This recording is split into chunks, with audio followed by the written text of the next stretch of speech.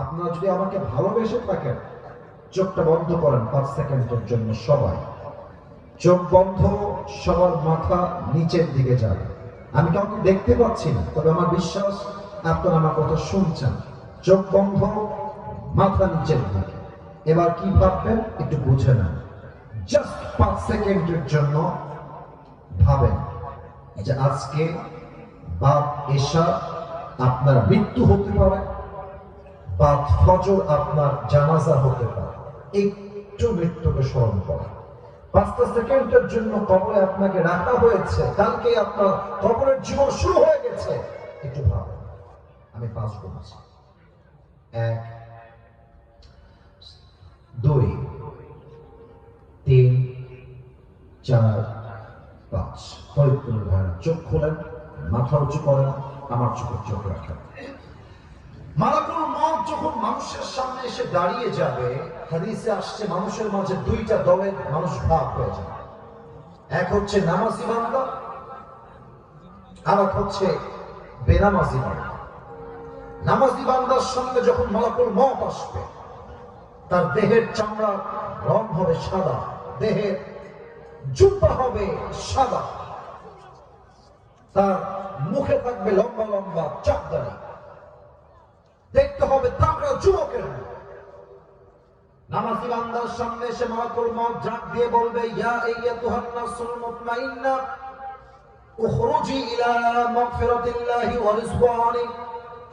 এই নামাজি বান্দা আসো, বের হয়ে আসো। নামাজি বান্দা বলবে, কোথায় বের হব?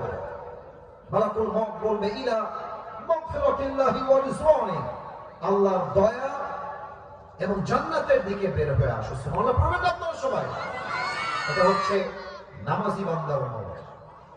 বেনামাজির মৃত্যু হবে বড্ড ভয়ঙ্কর। ফরিদপুরের কলিজার টুকরা ভাই, একটু দেখেন তো আমার কথাগুলো, দেখেন তো আপনার কলিজায় কি কথাগুলো আঘাত করে কিনা। আল্লাহ রাসূল কি বলেছেন আমি হাদিস থেকে বলছি।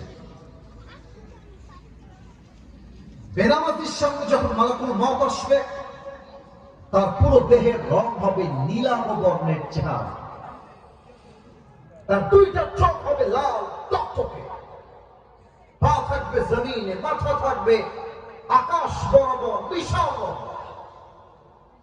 বেনামাজি বান্দা মালাকুল মউতের ভয়ঙ্কর চেহারা দেখে তার পুরো দেহের প্রত্যেকটা অঙ্গ প্রত্যঙ্গ থরথর থরথর থরথর করে কাঁপবে। আর বেনামাজির দিকে মালাকুল মউত লাল চোখ দিয়ে টক টক করে তাকায় থাকবে আর বলবে, ইয়া আইয়াতুহান নাফসুল খাবিথা উখরুজি ইলা গাযাবিল্লাহ। হে বেনামাজি, বের হয়ে আয়, আল্লাহর জাহান্নামের দিকে, গজবের দিকে বের হয়ে আয়। মালাকুল মউতের ধমকে বেনামাজির রূহটা ভেতর থেকে ছিঁড়ে বের হবে। যখন বের হবে একবার ডান দিকে দৌড় দিবে, আর একবার পেছনের দিকে দৌড় দিবে, আর একবার বাম দিকে দৌড় দিবে। সবাই আমার বাম হাত, আমি হাদিসটা আপনাকে প্র্যাকটিক্যালি বোঝাবার চেষ্টা করছি।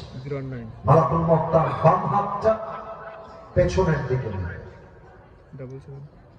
বেনামাজির রূহের দিকে মালাকুল মউত একটা জোরে থামবে।